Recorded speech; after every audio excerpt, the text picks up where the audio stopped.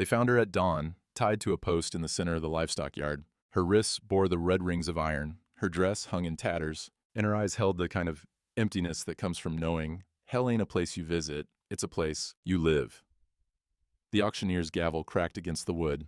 200 men stood in the dust, hats pulled low, none of them meeting her gaze. Payment for debt owed, the auctioneer called out. $12,000. Employment contract transferable to highest bidder. Ezra Holstead sat on the front rail, 62 years old and rich enough to buy half the county. The girl's eyes found his. Her lips moved, barely a whisper. Please, just make it fast. He knew what she meant. Not mercy, death. Ezra stood. The crowd leaned forward. Then he turned his back and walked away. The whispers started before he reached his horse. The ride back to his ranch took an hour. Ezra didn't hurry. The sun climbed higher, baking the dirt road until it shimmered like water that wasn't there. His horse knew the way. 10 miles east, past the dry creek bed, through the canyon where the juniper grew, twisted and low. He'd built the ranch with his father before the war. 3,000 acres of stubborn land that fought you for every blade of grass. The house sat on a rise, whitewashed adobe, with a porch that caught the evening breeze. Inside, the room stood empty, had been empty for 15 years. Ezra unsaddled his horse, checked the water trough, and walked to the porch. Miguel, his ranch hand, sat on the steps whittling a piece of cedar. The smell of wood shavings and dust hung in the air. Boss, Miguel said without looking up, heard what happened in town?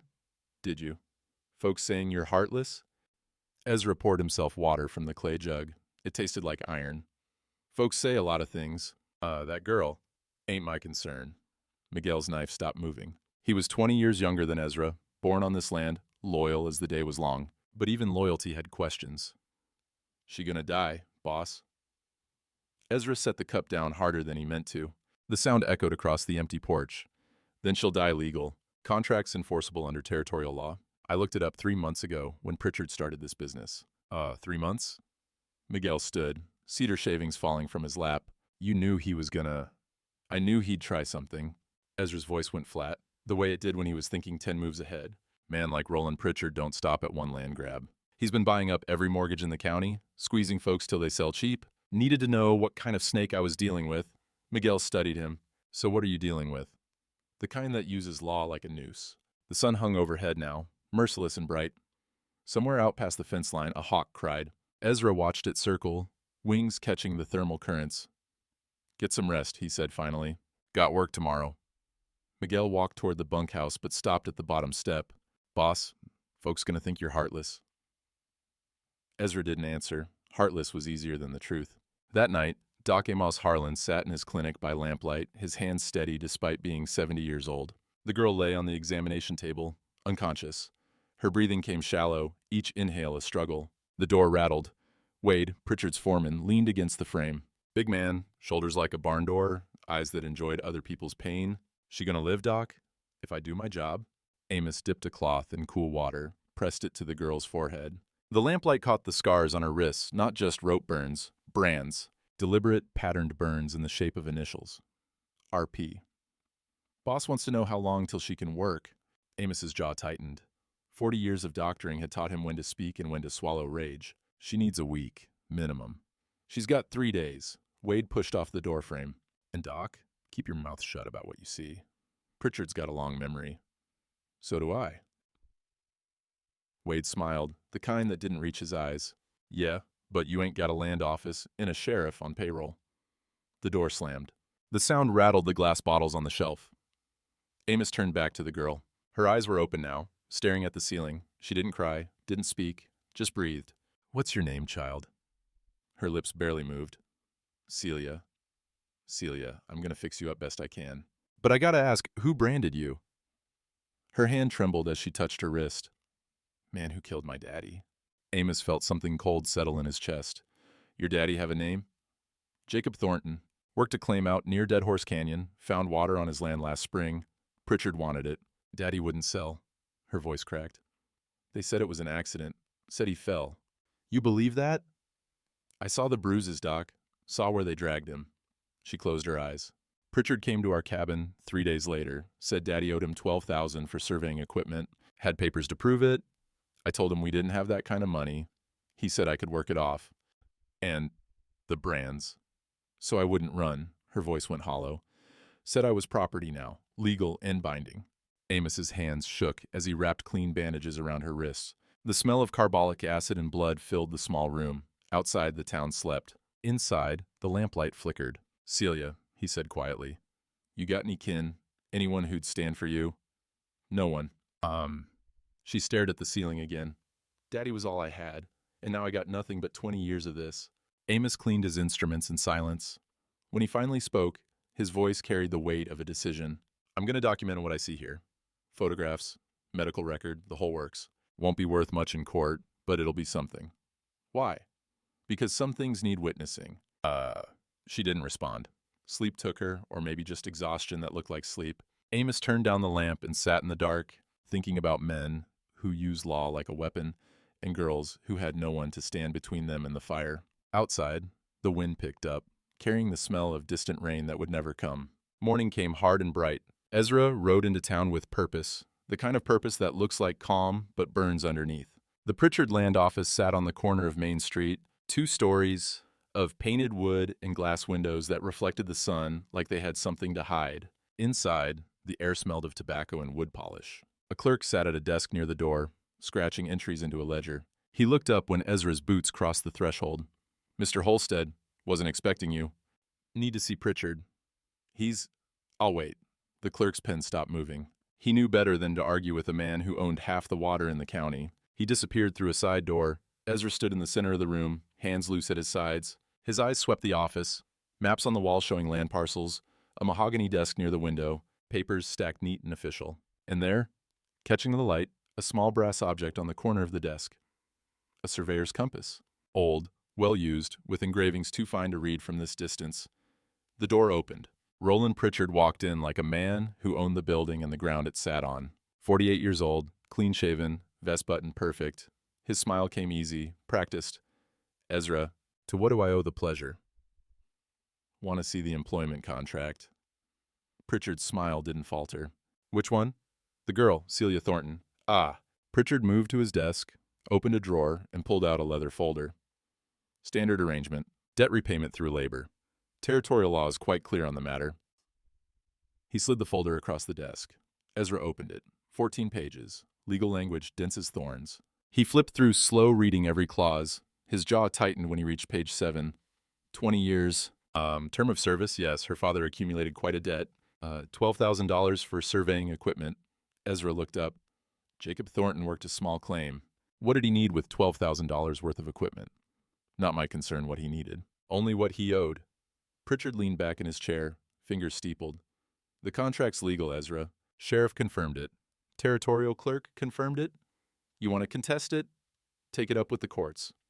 Ezra's eyes dropped back to the page. Clause 7, subsection 3, transferable ownership upon sale or death of contract holder. Physical discipline authorized to maintain order and productivity. The words sat on the page like something dead and rotting. You branded her. I documented property.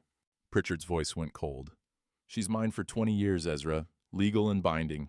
And if you came here thinking to play hero, I'd reconsider. You've got your own troubles to worry about. Is that a threat? That's business. Pritchard stood, walked to the window. Nice ranch you got. 3,000 acres, good water rights, prime grazing land. Be a shame if something happened to it. Ezra closed the folder, set it down gentle. We done here? For now. The courthouse sat at the end of Main Street, territorial records, housed in a stone building that had weathered 40 years of wind and politics. Ezra pushed through the heavy door into a room that smelled of mildew and old paper. The clerk, a thin man with spectacles, looked up from his desk. Help you? Need to see territorial law on debt bondage. The clerk's face went neutral. That'll be the 1867 Labor Contract Act. What specifically? Everything. An hour later, Ezra sat at a wooden table covered in law books and precedent cases. The words blurred together after a while, but the meaning stayed sharp. Debt bondage was legal in the New Mexico Territory until 1885. Contract terms up to 20 years enforceable. Physical discipline permitted within reasonable bounds. Transfer of ownership allowed upon sale, death, or debt settlement. The law was a weapon, all right, and Roland Pritchard knew how to load it. Sheriff Ben Crowley found him there, sunlight slanting through the high windows. Ben was 55, wore his badge like it weighed more than it should. He pulled out a chair, sat down heavy. Heard you were asking questions. Just reading. Ezra. Ben took off his hat, set it on the table. I know what you're thinking, but that contract's legal. I checked it myself. Hell, I had to. Pritchard made sure of it. Girl says her father was murdered. Ben's eyes closed. I know what she says. You investigate? Territorial Marshal ruled it accidental. Jacob Thornton fell at the quarry. Witnesses said he was drinking, lost his footing. What witnesses? Pritchard's men. The words hung between them like smoke. Ezra leaned back in his chair. The wood creaked. So that's it, Ezra said. Man dies, his daughter gets enslaved, and the law calls it justice. The law calls it legal. Ben's voice cracked. Ezra, I got a family. Pritchard pays half the town's wages through that land office and the rail contracts. I push too hard, I lose my job. Then who protects anyone? You protecting her now? Ben flinched like he'd been struck. He stood, picked up his hat. It's evil, Holstead, but it's law. You want to fight it? You better have more than righteousness. You better have proof and money and a plan. Because Pritchard don't lose. He walked out, boots echoing on stone. Ezra sat alone in this dim courthouse, surrounded by books that told him everything he didn't want to know. The law was iron, the law was thorns, the law was a noose, and Celia Thornton's neck was already in it. He closed the book in front of him. The sound echoed like a gavel. 20 years, transferable ownership, physical discipline authorized. Outside, the sun climbed higher, and somewhere in a clinic across town, a girl with branded wrists tried to remember what freedom felt like. Evening settled over the town like dust. Ezra found Doc Harlan's clinic at the end of a narrow street, lamplight spilling through the windows. He knocked twice. The door opened to reveal Amos, sleeves rolled up, spectacles perched on his nose. Ezra, figured you'd come eventually. Need to talk. Amos stepped aside.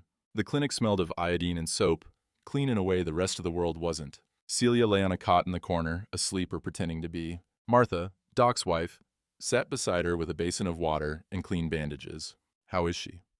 Ezra kept his voice low. Alive, barely. Amos moved to a side table where a camera sat. New technology, expensive. Glass plates stacked beside it. Been documenting what I see. Scars, brands, evidence of repeated trauma. Won't hold up in court by itself, but it's something. Court won't hear it anyway. Pritchard's got the territorial clerk in his pocket. I know. Amos picked up one of the glass plates, held it to the light. The image showed Celia's wrists, the brands clear and deliberate. But I took an oath, Ezra. Do no harm. Well, silence is harm, so I document. Martha looked up from her work. She was 60, gray-haired, steady as stone. Mr. Holstead, you gonna help this girl, or just stand there looking troubled? Martha, Amos started. No. And she set down the cloth, stood. 15 years I watched you grieve, Ezra Holstead. Watched you lock yourself away after Sarah and the boy died. Watched you build walls so high even the sun couldn't get in. Now here's a girl who needs someone to stand, and you're doing arithmetic in your head instead of what's right. The words hit like a fist. Ezra's jaw tightened. You don't know what you're asking. I know exactly what I'm asking. Martha crossed her arms. Question is, do you? Celia stirred on the cot. Her eyes opened, found Ezra standing there. For a long moment, neither spoke. Then she sat up slow, wincing. You're the man from the auction. I am. You walked away. I did. Why? Ezra pulled the chair close, sat down so they were eye level. The lamplight threw shadows across the walls. Outside, the sound of horses passing, the distant call of a night bird. Because buying you would have made you property, he said quietly. And I ain't in the business of owning people. So you left me there. I'm working on something else. What? Freedom, the kind that lasts. Celia's laugh came bitter, broken. Mister, I got 20 years on this contract. Pritchard owns me till I'm near 50. You think you can fix that with good intentions? No. Ezra leaned forward. But I can fix it with law. Same weapon he used, I turn it back. How? Still figuring that part. He glanced at Amos. But I got help. Amos cleared his throat, moved closer. Celia, I need to ask you something. Your father's compass. The brass one he used for surveying. You know where it is? Her face went pale. Daddy never went anywhere without it. Had our initials engraved on it, JT and CT, interlocked. It wasn't with his belongings when they brought him back? No. Pritchard said it must have fallen in the canyon. Her voice shook. But Daddy wore it on a chain. He wouldn't lose it.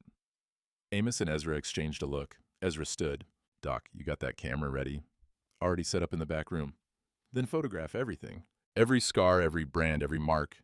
Date it, sign it, seal it legal. Ezra moved toward the door, then stopped. And Doc, be careful. Pritchard's got eyes everywhere. And I've been careful for 70 years. Ain't stopping now. The saloon sat 2 blocks over, noise and smoke pouring through the door. Ezra pushed inside. The piano played something low and mournful. Men lined the bar, drinking away the day's heat. Clara Sims sat at a corner table, nursing whiskey neat. She was 50, widow of a rancher who'd died 5 years back. She'd rebuilt the ranch alone, doubled its value, and earned respect the hard way. When she saw Ezra, she nodded to the empty chair. "Heard you made a scene at the auction," she said. "News travels. Always does." She pushed a glass toward him. "You planning something foolish?" "Depends on your definition."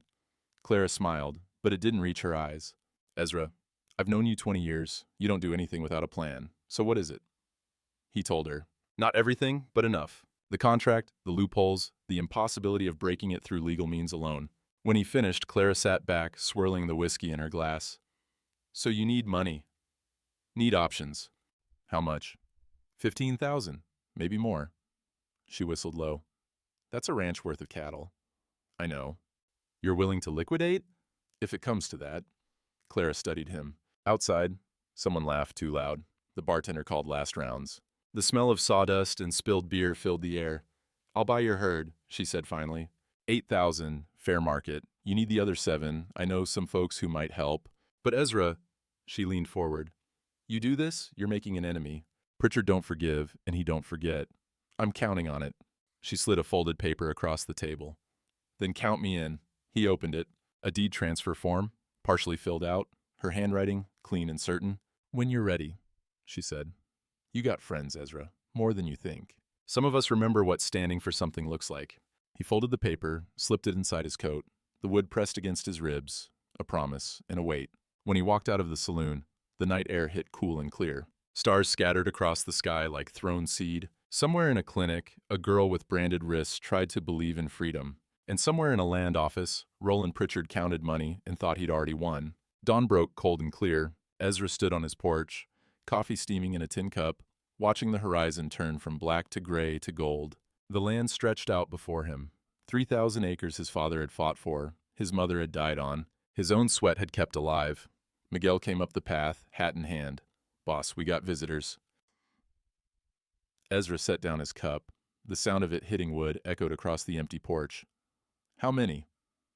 "2. Pritchard and his foreman." "Let 'em come." They rode up slow, deliberate. Pritchard sat his horse like a man who'd never been thrown. Wade followed close, hand resting on his belt near the pistol. They stopped at the fence line. "Ezra." Pritchard dismounted, boots hitting dirt with purpose. "Fine morning. What do you want, Roland?" "Just being neighborly." Pritchard walked past the fence, eyes sweeping the property. He moved toward the creek, knelt, dipped his fingers in the water. "Beautiful water you got here. Clear, cold, year-round flow. Railroad's coming through in 2 years. Land without water's gonna be worthless. Land with it." He stood, wiped his hands on his vest. "Worth a fortune." "You didn't ride out here to admire my creek." "No." Pritchard's smile faded.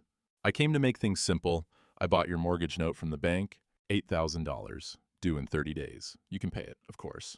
But that'd take most of your liquid assets. Or," he paused, "you could sell me the water rights.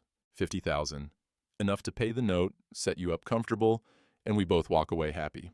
The words landed like stones in still water. Ezra's face didn't change, but something cold settled in his chest. "You bought my note." "Last week." "Bank was happy to sell. Times are tight, Ezra. Folks need cash more than promises." "And if I don't sell?" Pritchard's smile returned, sharp as broken glass.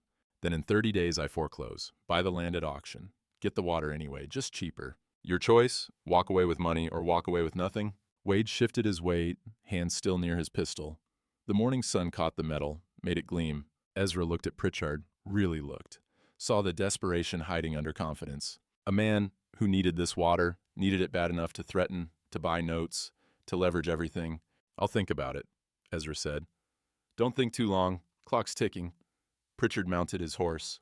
"Oh, and Ezra, that girl in Doc's clinic? She's back to work tomorrow. Wouldn't want you getting any ideas about interfering. Legal contract's a legal contract." They rode off, dust rising in their wake. Miguel came up beside Ezra. "Boss, he's got you in a corner." "Maybe." Ezra picked up his coffee. It had gone cold. "Or maybe he just showed me where he's weak." By noon, the town square was thick with people. Ezra stood at the edge of the crowd, watching. Wade dragged Celia into the center, her hands bound behind her back. She'd tried to run, made it 3 miles before they caught her. The whipping post stood in the middle of the square, old wood darkened by weather and use. Wade tied her wrists to the iron ring at the top. Her dress hung loose, revealing the scars already there. Pritchard stood on the platform near the general store, arms crossed. The sheriff stood beside him, face gray as ash. "Let this be a lesson," Pritchard called out. "Contract labor that runs faces consequences, legal consequences." The whip cracked. Celia's body jerked forward. She didn't scream, wouldn't give him that, but her jaw clenched, teeth grinding. 2 lashes. 3. The crowd watched in silence, some flinching, most just staring at their boots. Ezra stood stone still, face empty as winter sky. Inside, something burned, but his eyes stayed cold, calculating. He watched every detail, the angle of the whip, the weakness in Wade's left shoulder, the way Pritchard's jaw tightened each time the leather hit flesh. 5 lashes. 6. Blood spotted the back of Celia's dress. At 10, Wade stopped. He cut her down. She collapsed into the dirt, gasping. Doc Harlan pushed through the crowd, knelt beside her. "Let me take her to the clinic." "No." Pritchard stepped down from the platform. "She goes back to the worksite. Contract says she's fit for labor." "She's bleeding. She's property." Pritchard's voice cut like a blade. "And property works." Celia looked up from the dirt. Her eyes found Ezra's across the crowd. In that moment, something passed between them. Not accusation, not plea. Understanding. She saw him standing there, unmoved. And she knew. He wasn't saving her today. He was waiting. Ezra turned and walked away. The whispers started immediately. Coward. Heartless bastard. Thought he had spine. He didn't look back. Just walked to his horse, mounted, and rode out of town. The sun beat down merciless and bright. The same sun that had watched 100 men walk away from hard things. But this time, walking away was the plan. That evening, back at the ranch, Ezra sat at his desk with a ledger and a bottle of whiskey. Miguel stood in the doorway. "You gonna tell me what you're doing, boss? Or just let the whole town think you're yellow?" Ezra looked up. His eyes were clear, focused. "How much you trust me? With my life. Then trust me now." Ezra pulled out a paper, began writing. "I need you to ride to Clara Sims' place tonight. Give her this. Tell her I'm ready." Ready for what?" "To lose everything." Ezra signed the paper, sealed it, and went it all back. Miguel took the envelope. In the lamplight, his face showed worry and faith in equal measure. "Boss, if this goes wrong, then I'll be broke and landless. But I'll still be able to look myself in the mirror." Ezra poured 2 fingers of whiskey, downed it. The burn felt righteous. "Now go. We got 30 days, and I need 29 of them." After Miguel left, Ezra sat in the dark. Outside, the creek ran steady, the sound of it like a heartbeat. Somewhere in a work camp, a girl with fresh wounds on her back tried to sleep on hard ground. And somewhere in a land office, Roland Pritchard poured himself expensive bourbon and counted the days until he owned it all. But numbers only tell you what's been. They don't tell you what's coming. Ezra pulled out another piece of paper. Started writing names. Doc Harlan, Clara Sims, Sheriff Crowley, maybe. A few others who'd stood up before and might stand again. An army of sorts. Small, fragile, bound by nothing but the belief that some things were worth fighting for, even when the law said otherwise. He worked through the night, the lamp burning low. When dawn came again, he had a plan. It was desperate. It was expensive. It was the kind of thing that could ruin a man. But some ruins, he figured, were worth building. 3 days after the whipping, Doc Harlan brought Celia to the ranch under cover of darkness. She rode in the back of his wagon, wrapped in blankets, silent as stone. Ezra met them at the barn. "Pritchard knows she's here?" Ezra asked. "He thinks she's at the clinic, too sick to work." Doc climbed down, joints creaking. "Bought us maybe 2 days before Wade comes checking." They carried her inside. Ezra had prepared the back room, his wife's old sewing room, unused for 15 years. Clean sheets on the bed, water basin, lamp burning low. The smell of lavender soap and dust. Celia sat on the edge of the bed, back rigid despite the pain. Her eyes swept the room like she was measuring distances, calculating escapes. "You're safe here," Ezra said. "No such thing as safe." Her voice came rough, damaged. "Not for me." He pulled up a chair, sat across from her. "Need to ask you something. Your father's compass, the brass one with your initials. You said Pritchard claimed it was lost." That's what he said." "What if it wasn't?" She looked up sharply. "What do you mean?" "I saw a compass on Pritchard's desk. Brass, old, well-used. Didn't think much of it at the time, but..." Ezra leaned forward. "If that's your father's compass, means Pritchard was there when he died. Means he took it." Celia's breath caught. "Where exactly on his desk?" corner, right side, near the window. Daddy kept it on a chain. Silver chain with a small clasp shaped like a horseshoe. Said his father gave it to him. Said it never left his neck. Her hands trembled. If Pritchard has it, then it's evidence. Ezra stood. Evidence he killed your father.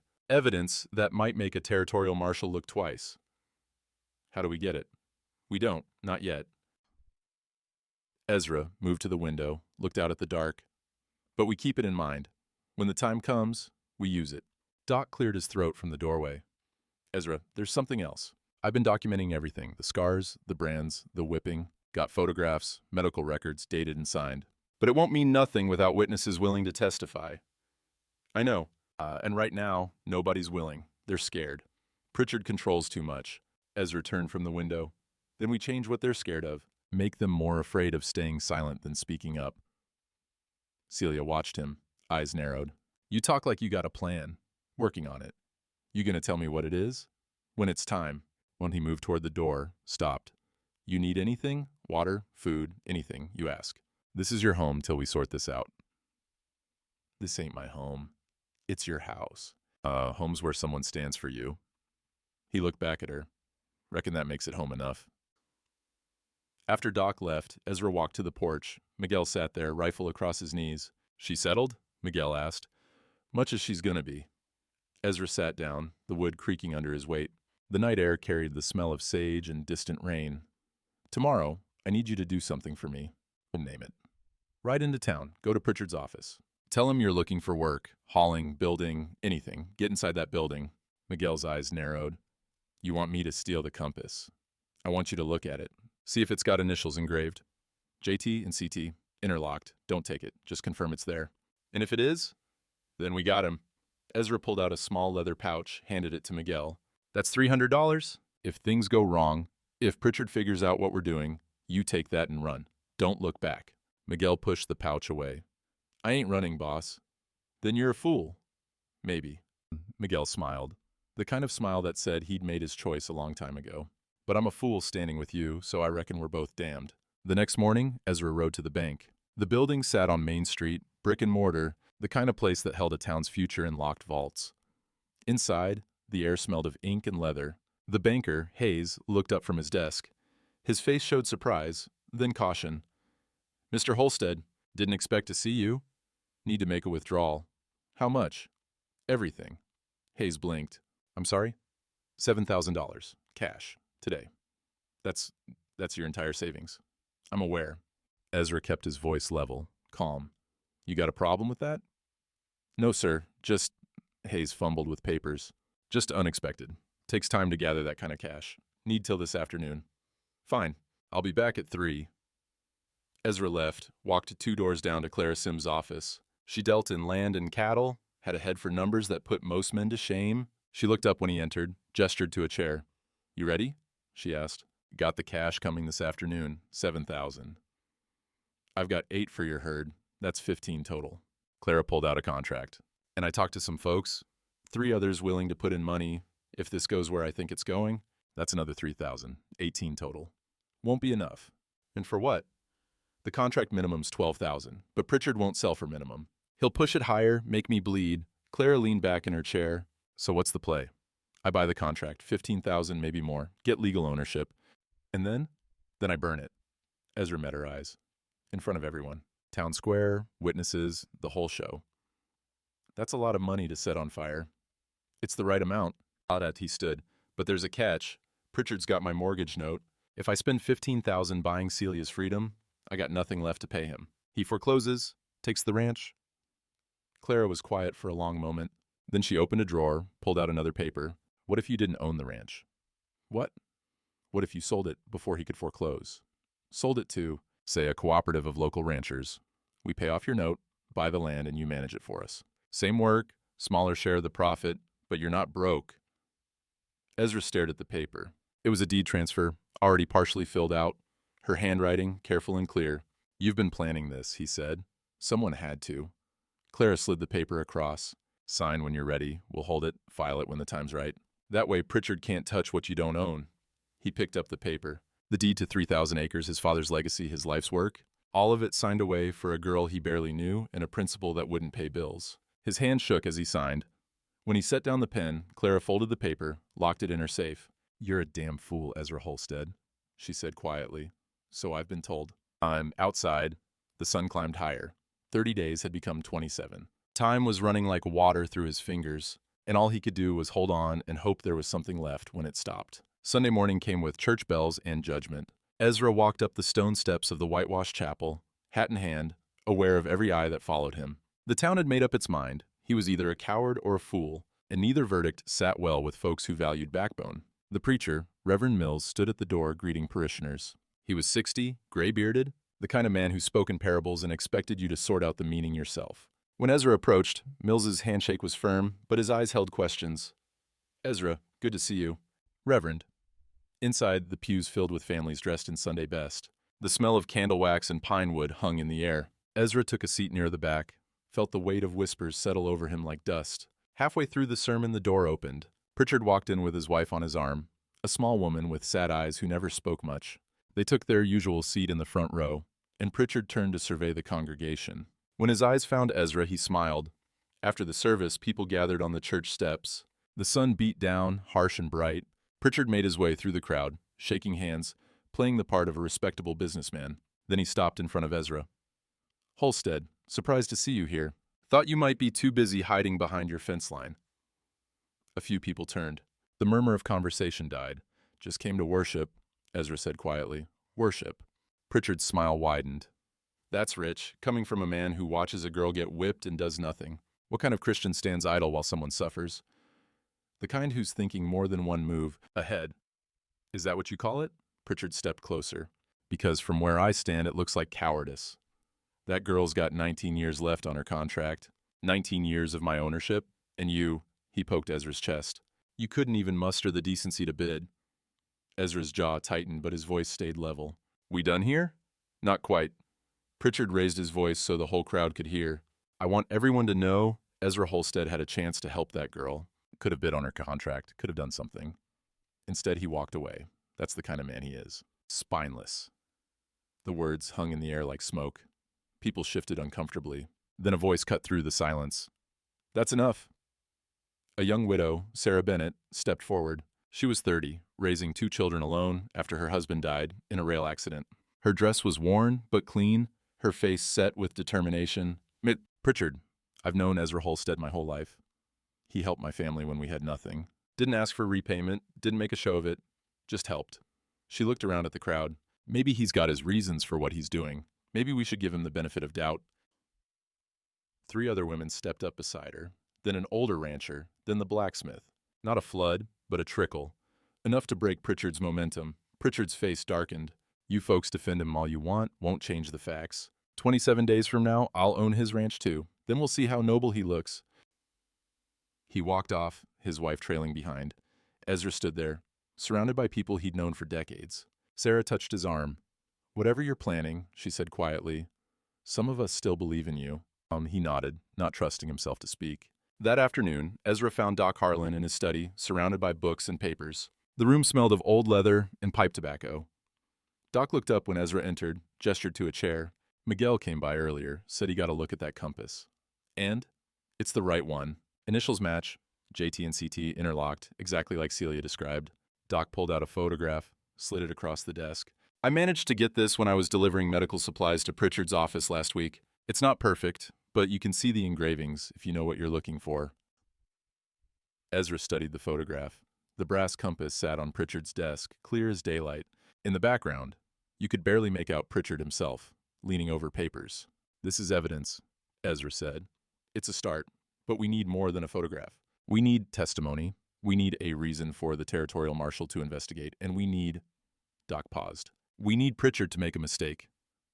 "He already made one. He kept the compass." "Trophy," Doc said. "Men like him, they can't help themselves. They need proof of their victories, even when that proof could hang them." The door opened. Sheriff Crowley stood there, hat in hand, looking like a man who'd been wrestling with his conscience and lost. He stepped inside, closed the door behind him. "I heard what happened at the church," Ben said. "Heard Sarah and the others stood up." "They did. And I heard Miguel was poking around Pritchard's office." Ezra went still. That a problem? Depends. Ben sat down heavy. Ezra, I've known you 30 years. You're not a man who acts without thinking. So I'm going to ask you straight. What are you planning? To free a girl who shouldn't be enslaved. By buying her contract? That's the legal way. And what about your ranch? Pritchard's got your note.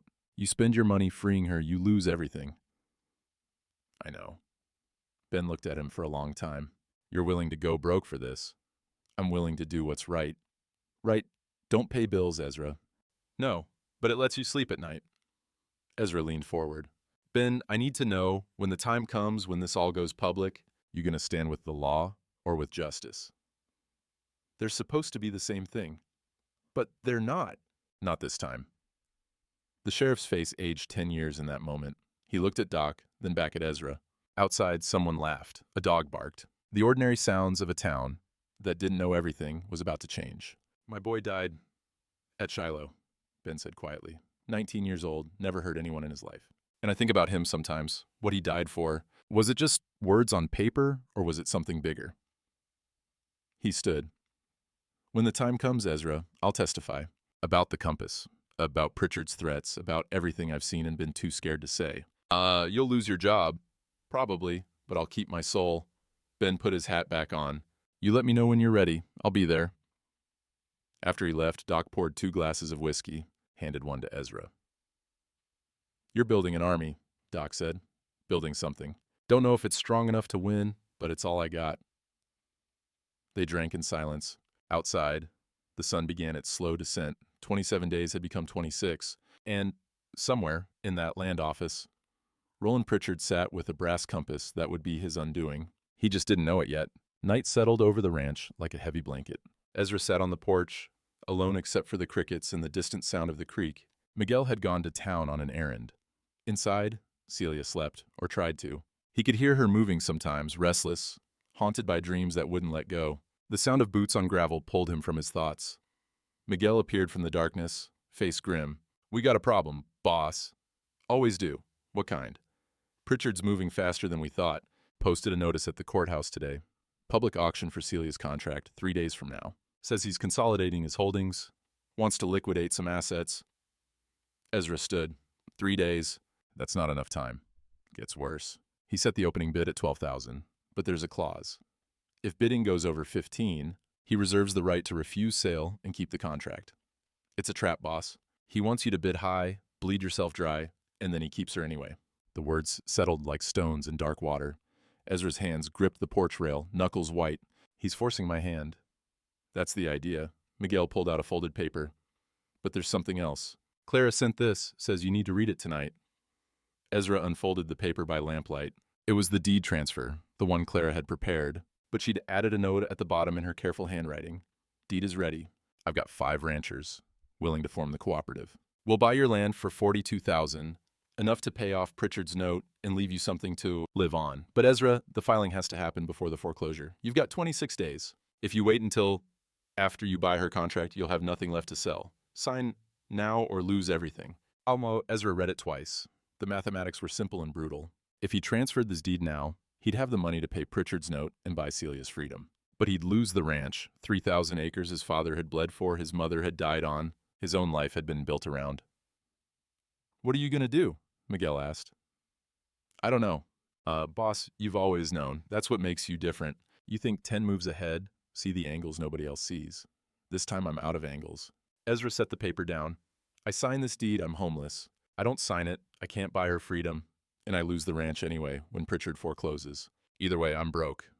So you're broke. At least one way, you save a life. And then what? I'm 62 years old, Miguel. Got no land, no income, no legacy to leave. What kind of man throws away everything for someone he barely knows? Miguel was quiet for a moment. Then he sat down on the porch step, the wood creaking under his weight. My father died when I was 10, he said. Worked himself to death on another man's land. You know what his last words were? He told me, don't let them make you small. I didn't understand it then, but I do now. He looked up at Ezra. You sign that paper? You ain't getting smaller, boss. You're becoming the kind of big that matters. Ezra closed his eyes. Inside, Celia stirred. He could hear the floorboards creak as she moved to the window. She didn't come out, didn't interrupt, just stood there in the dark, listening. Pour me a drink, Ezra said finally.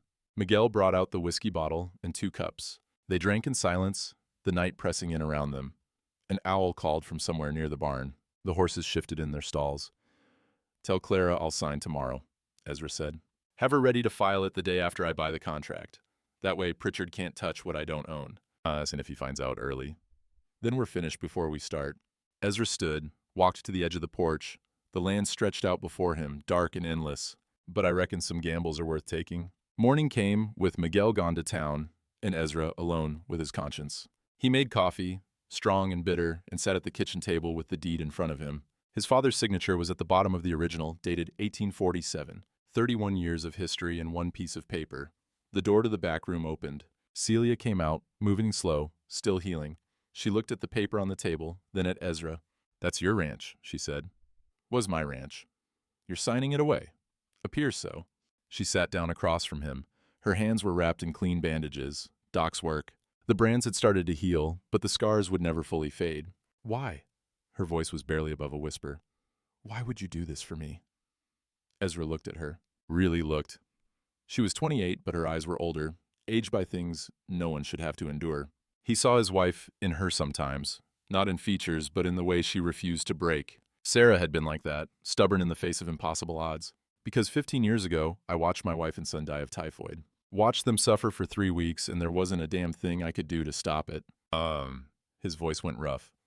Doctor said if we'd had clean water, better medicine, maybe they'd have lived. But we didn't, and I couldn't save them. That wasn't your fault. I know. But standing by while someone suffers, that is my fault. I did it once when I had no choice. I won't do it again when I do. Celia's eyes filled with tears. She wiped them away quick, like showing emotion was a weakness she couldn't afford. I don't know how to repay you, she said. Don't want repayment. Just want you free. He pulled out a pen, dipped it in ink. Now go on back to your room. Got some signing to do, and I don't need an audience for it. She stood, hesitated at the doorway. Mr. Holstead? Yeah? Thank you. He nodded but didn't look up. Couldn't. If he looked at her, he might lose his nerve. When she was gone, he put pen to paper. His hand shook, but his signature came out clear and certain. Ezra Holstead. In the same handwriting his father had taught him 50 years ago. 3,000 acres, signed away for the freedom of a girl he'd known less than a month. The ink dried. The deed was done. Outside, the sun climbed higher, and the clock ticked down. 3 days until the auction.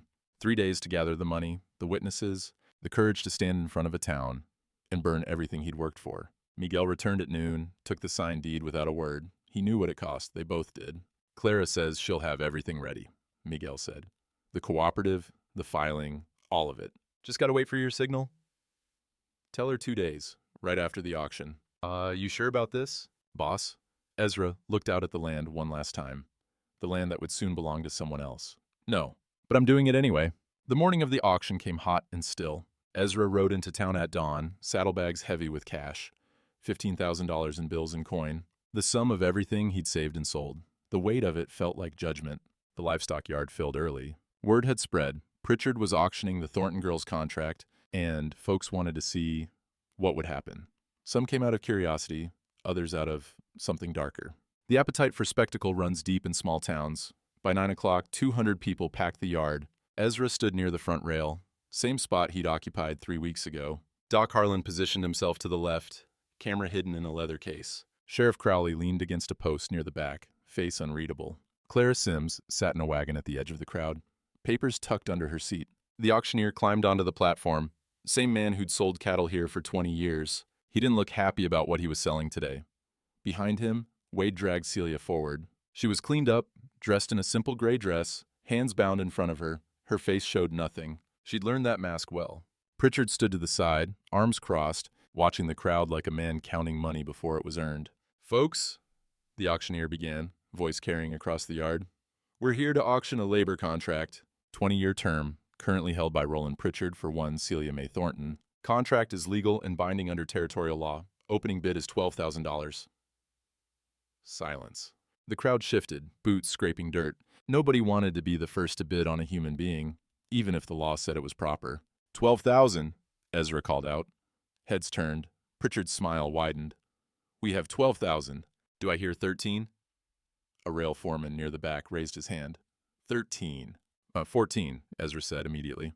The foreman hesitated, then shook his head. He was out. 14,000, the auctioneer called. Going once? 15, Pritchard said. The crowd went still. Ezra's jaw tightened. Pritchard was bidding against him, driving the price higher, testing how far Ezra would go. 15,000, the auctioneer repeated. Do I hear 16? Ezra met Pritchard's eyes across the yard. In that moment, everything hung in balance. The money, the land, the girl's life. Pritchard thought he'd won. Thought Ezra would either quit or bid himself into ruin. 16,000, Ezra said. Gasps rippled through the crowd. That was more than most men earned in a lifetime. Pritchard's smile faltered. He hadn't expected Ezra to go that high. 17, 18, 19. The crowd was silent now, watching two men destroy each other over a piece of paper and a life. 20,000, Ezra said, voice level as stone. Pritchard went pale. 20,000 was more than he'd expected, more than he could justify matching. He looked at Celia, at Ezra, at the crowd watching him. His pride warred with his mathematics. Going once, the auctioneer said. Twice. 21, Pritchard spat. $25,000, Ezra said. The words fell like thunder. The crowd erupted in whispers. 25,000 was insane. More than Celia's father had supposedly owed. More than Pritchard had into her contract. More than the land she'd been born on was worth. Pritchard stared at Ezra like he'd lost his mind. You're bluffing. Ezra pulled the saddlebags off his shoulder, opened them. Stacks of bills and coin glinted in the morning sun. I'm buying. You selling or not? The auctioneer looked at Pritchard. Sir? Pritchard's face went through a dozen emotions. Greed, confusion, rage. 25,000 would pay off his own debts, fund his rail expansion, set him up for years. But losing to Ezra in front of the whole town would cost him something money couldn't buy. Sold, Pritchard said finally, the word choking him. The auctioneer's gavel cracked. Sold to Ezra Holstead for $25,000, contract transfers upon payment.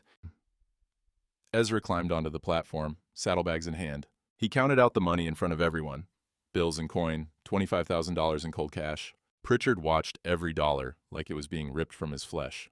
When the count was done, the auctioneer handed Ezra the contract, 14 pages of legal language that said, one woman belonged to another man for 20 years. Ezra held it up so the whole crowd could see. This here's a legal document, he said, voice carrying across the silent yard. Says I own Celia Thornton's labor for the next 19 years and 8 months. Says I can work her, discipline her, sell her to someone else if I want. The crowd waited. Celia stood frozen, not understanding yet. But I was raised to believe something my daddy taught me, Ezra continued. He said a man ain't worth the air he breathes if he uses law to do what conscience says is wrong. He pulled out a match. This contract's legal, but it ain't right, and I'd rather be broke and right than rich and wrong. He struck the match against his boot. The flame caught, bright and hungry. No! Pritchard lunged forward. Ezra touched the flame to the contract. The paper caught fast, edges curling black, smoke rising. He held it until the heat burned his fingers, then dropped it to the platform where it turned to ash. The crowd erupted. Some cheered, some stood silent in shock. Pritchard grabbed Ezra's collar. You fool, that was 25,000. That was slavery, Ezra said, voice cold. And I just burned it. Sheriff Crowley stepped onto the platform. Roland, let him go. And he destroyed legal property. He destroyed a contract he legally owned. Ain't a crime to burn your own papers. Ben's hand rested on his pistol. Now step back. Pritchard released Ezra, breathing hard. His face was the color of raw meat. You think you're done? You spent everything you had. In 23 days, I foreclose on your ranch. You'll be homeless and broke, you self-righteous. Actually, Clara Sims called from her wagon, he won't. She climbed down, papers in hand. Ezra sold his ranch yesterday to the West Texas Ranchers Cooperative. Sale's already filed at the courthouse. Your foreclosure's on a property he don't own anymore, which makes it void. Pritchard's face went from red to white. You can't. I can, and I did. Clara handed the papers to the sheriff. All legal, signed, witnessed, and recorded. You want to contest it? Take it up with the territorial judge. The crowd was on its feet now. Some were laughing, some crying. Sarah Bennett pushed through to the platform, pulled Celia into an embrace. Doc Harlan snapped photograph after photograph, documenting everything. Pritchard stood there, surrounded by witnesses, holding $25,000 that suddenly felt like nothing at all. He'd been outmaneuvered, outbid, and outwitted by a man he'd called spineless. You're finished in this town, Holstead, Pritchard hissed. Maybe. Ezra picked up his hat, dusted it off. But I can still look myself in the mirror. He turned to Celia. She stood there, tears streaming down her face, hands still bound. He cut the ropes with his knife, the fibers falling away. "You're free," he said quietly. "No contract, no owner, no chains, you're free." She collapsed against him, sobbing. Not the quiet tears of someone who'd learned to hide emotion, but the raw, breaking sobs of someone who'd forgotten what hope felt like. The crowd surrounded them. Doc, Clara, Sarah, the sheriff, Miguel pushing through from the back. Even some of Pritchard's own men stood there, hats in hands, witnessing something that would be told and retold for decades. But before the celebration could fully begin, Sheriff Crowley raised his hand. "Roland Pritchard," he called out, voice carrying. "I need you to stay right where you are." Pritchard turned. "What?" "Got some questions about Jacob Thornton's death. See, we've come into possession of some evidence. A brass surveyor's compass, to be specific. One that matches the description of the compass Jacob wore the day he died." Pritchard's face went slack. "I don't know what you're—" "It was on your desk," Ezra said. "I saw it." Miguel confirmed it. Doc photographed it. He pulled out the photograph, handed it to Ben. "That compass has initials engraved on it. JT and CT belonged to Jacob Thornton, so either you bought it off him before he died, or you took it off his body after you killed him." The crowd pressed closer. Pritchard backed up, hand reaching for something, a weapon, an escape. "Wade," he barked. "We're leaving." But Wade didn't move. The big foreman stood there, face conflicted, then slowly shook his head. "No, sir. I signed on to work land, not cover murder." Pritchard was alone, surrounded by 200 witnesses and a sheriff with his hand on iron. "Roland Pritchard," Ben said formally, "you're under arrest for the suspected murder of Jacob Thornton. You got the right to stay silent, but I'd advise you start talking." The territorial marshal arrived 2 days later, a hard man with gray in his beard and eyes that had seen too much frontier justice to be impressed by much. He interviewed witnesses, examined the compass, reviewed Doc's photographs, and listened to Pritchard's stammering explanations. By the third day, Pritchard sat in a jail cell, his empire crumbling around him like dried mud. Ezra stood outside the jailhouse with Sheriff Crowley, watching the sun set over the town. The air smelled of dust and horses and something that might have been freedom. "Marshall says they'll likely charge him," Ben said. "Murder, fraud, illegal contract enforcement. He'll hang or spend the rest of his life in territorial prison." "And then the compass?"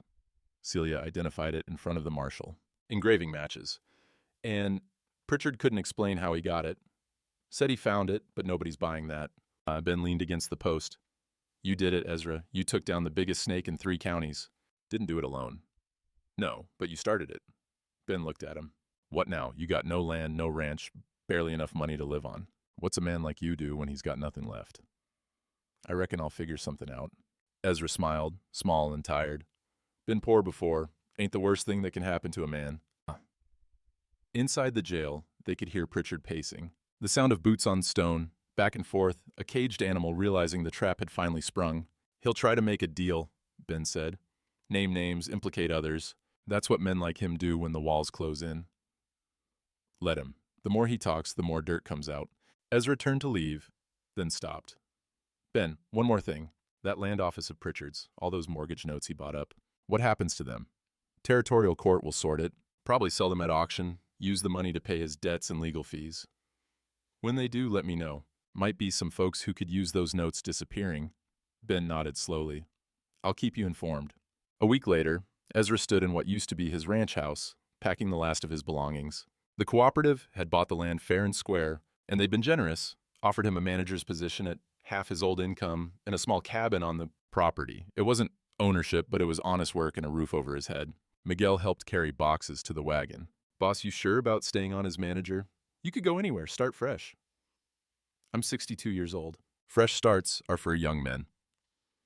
Ezra wrapped his wife's photograph in cloth, set it gentle in a crate. "Besides, this land's still got work to do, and I reckon I'm the man to do it." The sound of a wagon approaching made them both look up. Celia drove Doc's old buckboard, Clara Sims sitting beside her. They pulled up to this porch, and Celia climbed down, moving with a confidence that hadn't been there before. "Mr. Holstead," she said. "Got a minute?" "Always." She handed him a paper. "Doc helped me write this up. It's a proposal." Ezra unfolded it, read slow, his eyebrows rose. "You want to buy land?" 20 acres, just east of here. There's water on it, good water. I've been talking to Clara, and she says with the right setup, it could support a small farm. Vegetables, maybe some chickens." Celia's voice grew stronger as she spoke. "I got no money now, but I can work. And Clara says she'll co-sign a loan if you'll vouch for me." Vouch for you, Wu." Ezra looked at Clara. "This your idea?" Her idea, my backing, Clara smiled. Girls got spine, Ezra. Figured she earned a chance to build something of her own. Ezra looked at Celia, really looked at her. The brands were still visible on her wrists, would always be visible. But her eyes were different now. The hollowness had been replaced by something harder and brighter, purpose. You know anything about farming? No, sir, but I can learn. It's hard work, backbreaking. Land don't give up nothing easy. I know hard work, been doing it all my life. Difference is this time I'd be working for myself. Ezra folded the paper, handed it back. Then I reckon you better get started. I'll vouch for you. And when you need help setting up, you come find me. Celia's face broke into a smile, the first real smile he'd seen from her. She hugged him quick, fierce, then climbed back on the wagon. As they drove off, Miguel shook his head. Boss, you just spent $25,000 freeing her, and now you're helping her compete with the cooperative. That's what freedom looks like, Ezra said. You don't free someone just to watch them stay small, you free them so they can grow. 3 weeks later, Ezra stood at the edge of what used to be his property, watching the sun come up over the canyon. The land looked the same as it always had, stubborn, beautiful, unforgiving, but he saw it different now. A wagon approached from the east. Celia drove it, and in the back were supplies, tools, seed, lumber. She pulled up beside him. Thought you might want to see this, she said. They rode together to her new property, 20 acres of scrubland with a creek running through the center. She'd already started clearing brush, marking out where the cabin would go. A small pile of wildflowers sat near what would be the front step. Not planted yet, just gathered, waiting. Doc gave me something yesterday, she said, climbing down. She pulled a small object from her pocket, the brass compass, polished and gleaming. Marshall released it after the trial, said it belonged to me now. Your father would be proud. I think he would. She turned the compass in her hands, watching the needle find north. Mr. Holstead, can I ask you something? Go ahead. Why'd you really do it? And don't say it was just about what's right. There's got to be more to it than that. Ezra was quiet for a long time. The sun climbed higher, painting the desert in golden shadow. A hawk circled overhead, riding thermals only it could feel. 15 years ago, I lost everything that mattered, he said finally. My wife, my son, my reason for getting up in the morning. And I spent all that time building walls, around my land, around my heart, around everything. Thought if I could just hold on to what I had left, I'd be safe. He looked at her. But walls don't keep you safe. They just keep you alone. So you tore them down. Had to, because watching you in that auction yard, his voice caught. I saw myself. Saw what I'd been for 15 years. Chained to grief, owned by fear, working off a debt I didn't even owe anymore. And I thought, if I can't save myself, maybe I can save someone else. Celia's eyes filled with tears. You did more than save me. You showed me what standing up looks like. And you would have stood up on your own eventually. Maybe. But it's easier when someone stands with you first. They worked together that morning, clearing brush and staking out the cabin. Doc showed up around noon with Martha, bringing food and more supplies. Miguel arrived an hour later with lumber. Then Clara, then Sarah Bennett with her children, then the blacksmith, then a dozen others.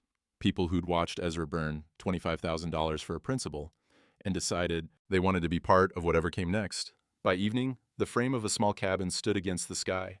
It wasn't much, just rough timber and hope, but it was hers. Built by her hands and the hands of people who'd chosen to help. As the sun set, they all stood back to admire the work. Celia planted the first wildflower beside the front step. The soil took it easy like it had been waiting. What are you going to call this place? Miguel asked. Celia looked at the compass in her hand, then at the land stretching out before her. Thornton Creek, after my father. So his name means something other than how he died. Good name, Ezra said. The group dispersed slowly, wagons rolling back toward town in the purple twilight. Ezra lingered, helping Celia secure the tools for the night. You know, she said, I still don't know how to repay you. Already told you, don't want repayment. Then what do you want? He thought about it. I want you to build something worth building. I want you to teach other folks what freedom looks like. And someday, when someone else needs standing up for, I want you to remember this and do the same. I will. She held out her hand. Partners? He shook it. Partners. As Ezra rode back to his small cabin in the dark, he thought about legacy. He'd lost his land, his savings, his wealth, but he'd gained something that couldn't be taken away or foreclosed on or sold at auction. He'd gained the knowledge that some things were worth more than what they cost, that breaking free sometimes meant breaking yourself, that the truest kind of rich was being able to look in the mirror and see a man who'd chosen right over easy. The stars came out, thick and bright. Somewhere behind him, A girl with branded wrists and a brass compass slept in a half-built cabin on land she owned. Somewhere ahead, tomorrow waited with all its ordinary miracles. And Ezra Holstead, broke and landless and 62 years old, rode through the night with something he hadn't felt in 15 years. Peace. Been around long enough to know some things can't be bought back once they're sold. But Ezra Holstead never regretted what he paid for freedom. Not his, but hers, and maybe that made all the difference. The cooperative thrived under his management. Celia's farm grew from 20 acres to 50, and she taught other women how to work land that was truly theirs. The compass stayed on her mantle, polished bright, a reminder that some legacies are worth more than the men who tried to bury them. Pritchard hung that fall. The territorial judge showed no mercy for a man who'd hidden murder behind law. Ezra lived another 20 years in that small cabin, never wealthy again, but never poor in the ways that mattered. When he died, they buried him on the ridge overlooking Thornton Creek. Celia planted wildflowers on his grave every spring. And if this story taught you anything, let it be this. A man's legacy ain't the land he holds or the money he keeps. It's the life he frees and the courage he plants in others. The West remembers men who choose mercy over hate and love over silence. If you believe some things are worth losing everything for, you know what to do.